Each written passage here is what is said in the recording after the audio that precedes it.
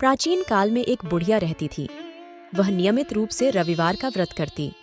रविवार के दिन सूर्योदय से पहले उठकर बुढ़िया स्नानादि से निवृत्त होकर आंगन को गोबर से लीपकर स्वच्छ करती।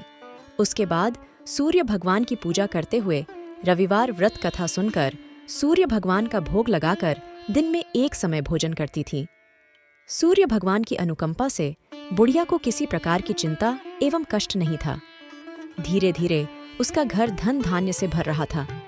उस बुढ़िया को सुखी होते देख उसकी पड़ोसन उससे जलने लगी। बुढ़िया ने कोई गाय नहीं पाल रखी थी, अतः वह अपनी पड़ोसन के आंगन में बंधी गाय का गोबर लाती थी। पड़ोसन ने कुछ सोचकर अपनी गाय को घर के भीतर बांध दिया। रविवार को गोबर न मिलने से बुढ़िया अपना आंगन नहीं लीप सकी।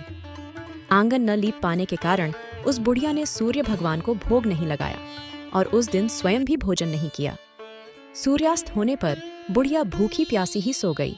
उधर सूर्य भगवान को भूखी प्यासी बुढ़िया को इस तरह प्रार्थना करते देख उस पर बहुत करुणा आई।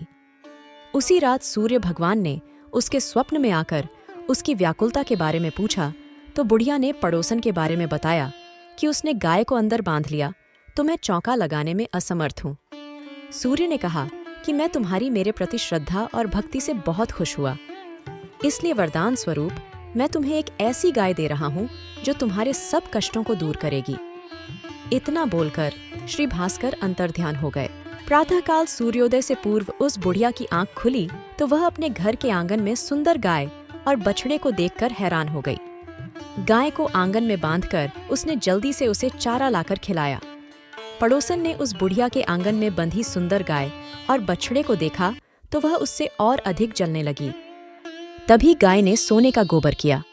गोबर को देखते ही पड़ोसन की आंखें फट गईं। पड़ोसन ने उस बुढ़िया को आसपास न पाकर तुरंत उस गोबर को उठाया और अपने घर ले गई तथा अपनी गाय का गोबर वहां रखाई। सोने के गोबर से पड़ोसन कुछ ही दिनों में धनवान हो गई। गाय प्रतिदिन सूर्योदय से पूर्व सोने का गोबर किया करती थी और बुढ़िया के उठने के पहले पड़ोसन उस गोबर को उठाकर ले जाती थी। बहुत दिनों तक बुढ़िया को सोने के गोबर के बारे में कुछ पता ही नहीं चला। बुढ़िया पहले की तरह हर रविवार को भगवान सूर्यदेव का व्रत करती रही और कथा सुनती रही।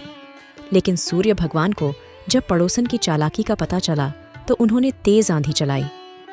आंधी का प्रकोप देखकर बुढ़िया ने गाय को घर के भीतर बांध दिया। सुबह उठकर बुढ़िया ने सोने का गोबर देखा। उसे बहुत आश्चर्य हुआ। उस दिन के बाद बुढ़िया गाय को घर के भीतर बांधने लगी। सोने के गोबर से बुढ़िया कुछ ही दिन में बहुत धनी हो गई। उस बुढ़िया के धनी होने से पड़ोसन बुरी तरह जल भुनकर राख हो गई और उसने अपने पति को समझा बुझाकर उसे नगर के राजा के पास भेज दिया। उसके पति ने राजा को उस अद्भुत गाय के बारे में बताया तो राजा ने तुरंत उस गाय को महल में लाने का आदेश दिया। राजा के लोग बुढ़िया के घर से उस गाय को जबरदस्ती ले आए। बुढ़िया रोती बिलखती रह गई।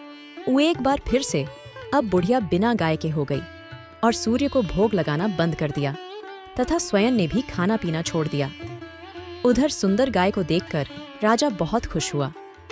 उसने गाय को गौशाला में रखने के बजाय अपने कक्ष में ही रखवा लिया।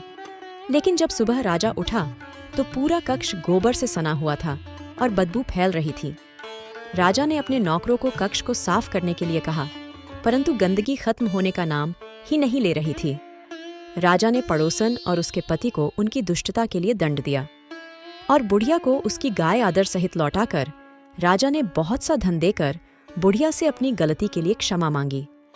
तब बुढ़िया ने अपने व्रत और उसके प्रभाव के बारे में सारी सच्चाई राजा को बताई। फिर राजा ने पूरे राज्य में घोषणा कराई कि सभी स्त्री पुरुष रविवार का व्रत किया करें। रविवार का व्रत करने से सभी लोगों के घर धन धान्य से भर गए। राज्य में चारों ओर खुशहाली छा गई। स्त्री पुरुष सुखी जीवन यापन करने लगे तथा सभी लोगों के शारीरिक कष्ट भी दूर हो गए।